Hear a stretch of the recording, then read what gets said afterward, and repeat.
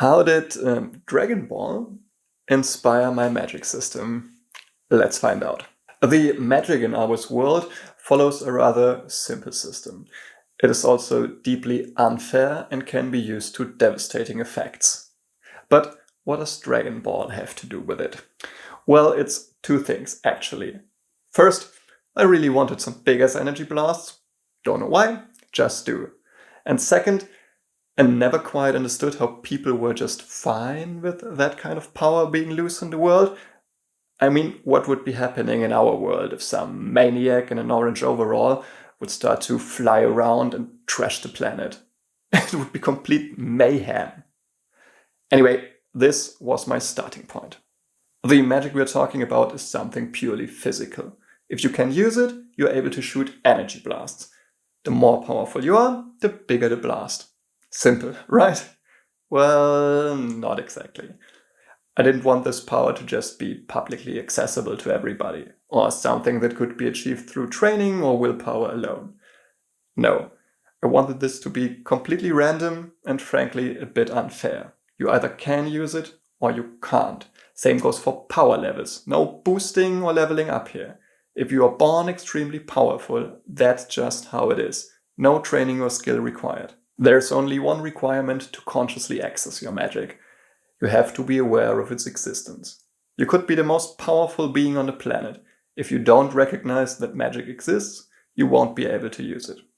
In Abbe's time, awareness for magic has been lost for millennia. There are reasons for this, but we won't get into those today.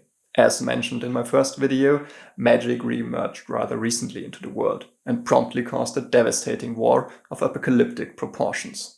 Today, most ordinary people know relatively little about the functioning of magic, and explanations for its existence are largely based on religious belief or superstition.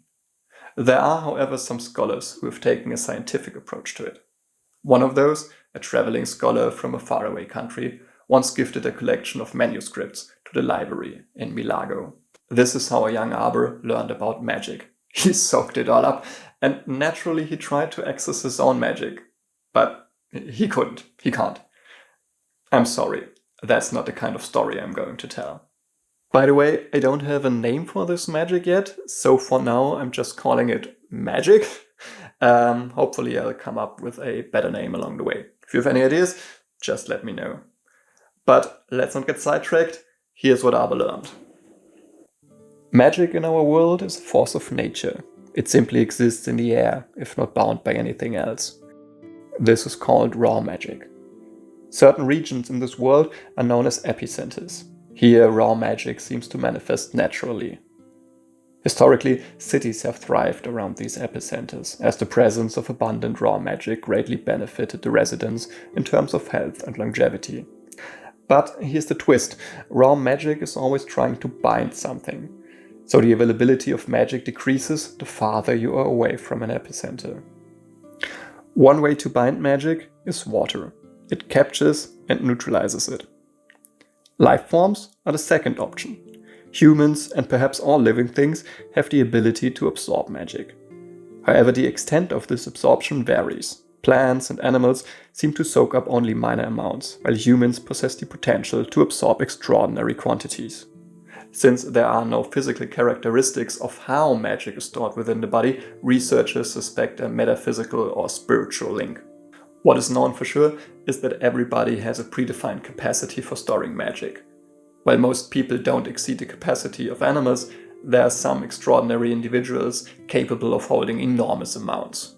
One crucial point though, magic is only stored within the body and needs to be replenished if used up, just like any other resource. There are different ways for magic to be released from a living being. First, there's death.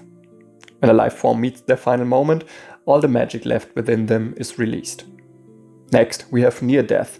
In life-threatening situations, magic surges forth as a protective instinct. If you were, for example, falling from a cliff, your magic would try to soften the impact. Whether your magic is actually enough to save you is another question. And now, the most interesting of them all, conscious release. This phenomenon has only been observed in humans and is directly linked to the amount of magic one can store. Once a certain storage capacity is exceeded, magic can be accessed relatively easy. With only little training and oftentimes even intuitively, users can produce energetic blasts, either as projectiles or as a means of propulsion. It should be noted that these blasts don't originate within the body, but manifest outside of it, which provides further credence to a non-physical reservoir of magic. While most magic users incorporate specific gestures into their practice, these aren't functional or even necessary, since the release of magic is purely a mental exercise. Nonetheless, these theatrical movements help the wielder to focus and direct their magic. Also, they look pretty cool. The most challenging part in releasing magic appears to be the control of the flow. While unleashing a wild blast is relatively easy, a slow and focused release requires skill and experience. There are no definite records on how many people possess modest or moderate magical powers. What we do know is that the ability for conscious release is extremely rare. Most people consciously able to wield magic are limited to minor feats, like enhancing a jump or one single targeted blast. But among them, there's a rare and extraordinary group known as the Chosen. The Chosen are individuals of unmatched magical power. They were all born during the time of the Great War and played a pivotal role in bringing that dark time to an end. We will talk more about them in a future video, but for now, let's come to an end. There you have it, a Dragon Ball inspired magic system that's easy to master and grants few people extraordinary powers.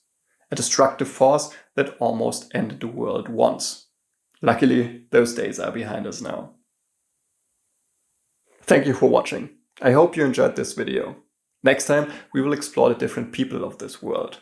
Until then, keep your whimsy, stay creative. Bye.